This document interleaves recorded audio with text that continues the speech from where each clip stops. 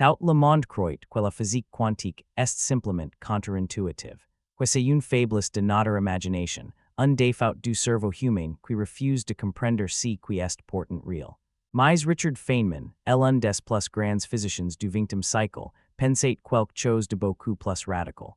Il ne pensait pas que ton intuition était simplement limitée. Il pensait qu'elle était fondamentalement, irrémédiablement, et magnifiquement fausse. Feynman avait une façon très particulière d'expliquer la réalité quantique.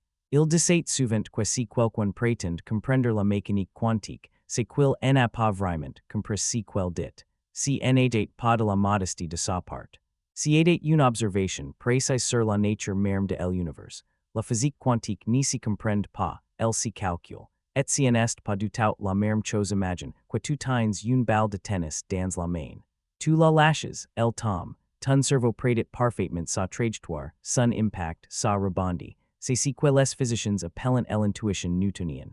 Des millions d'années d'évolution ont sculpté ton cerveau pour anticiper exactement ce genre de comportement. C'est pour ça que tu attrapes une balle sans calculer des équations. Ton intuition est parfaitement calibrée sur le monde macroscopique. Et ça, dans ce monde-là, ça marche mais maintenant, descends à l'échelle d'un électron, un seul électron, et là, tout est under. Un électron tiré vers une plaque percée de du fence, ni choisit pas l'une ou l'autre fente. Il passe par les deux à la fois. Il interfère avec lui-même. Il crée un motif d'interférence comme une onde, puis il arrive comme une particule. Et si tu essaies de le regarder pour savoir par quelle fente il est passé, le motif d'interférence disparaît. L'acte même d'observer change le résultat.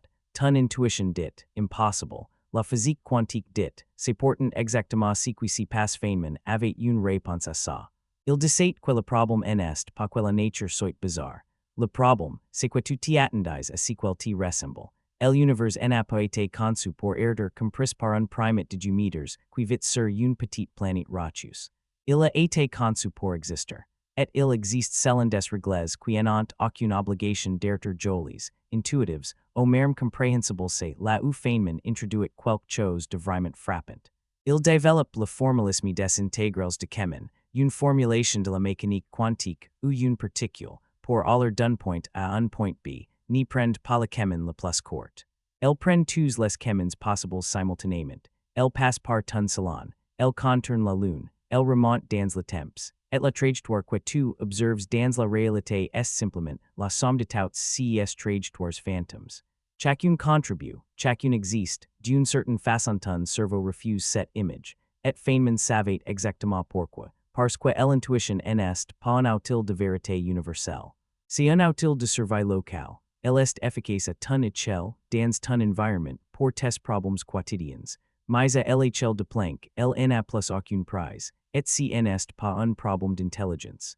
Les plus grands physiciens du monde ressentent exactement la même chose que tu fais à ces équations. La différence, c'est qu'ils entreprisent ni plus sn étonner. Feynman disait souvent que la réalité est bien plus riche que tout ce qu'une imagination non éduquée peut inventer. Et c'est là le vrai message, si n'est pas que tu es stupide, c'est que l'univers est plus grand que l'intuition. Et la physique quantique n'est pas une anomalie difficile à avaler. C'est une invitation à attendre ce que tu appelles la réalité. Alors la prochaine fois que tu regardes une table, un mur, ta propre main, souviens-toi de ça. En dessous à l'échelle où Feynman voyait les choses, il n'y a pas de matière solide.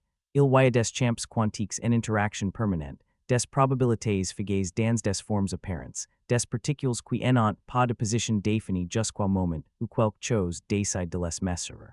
Ton intuition te dit que ta main est solide. Feynman te dirait que c'est une très bonne approximation pour un humain, rien de plus.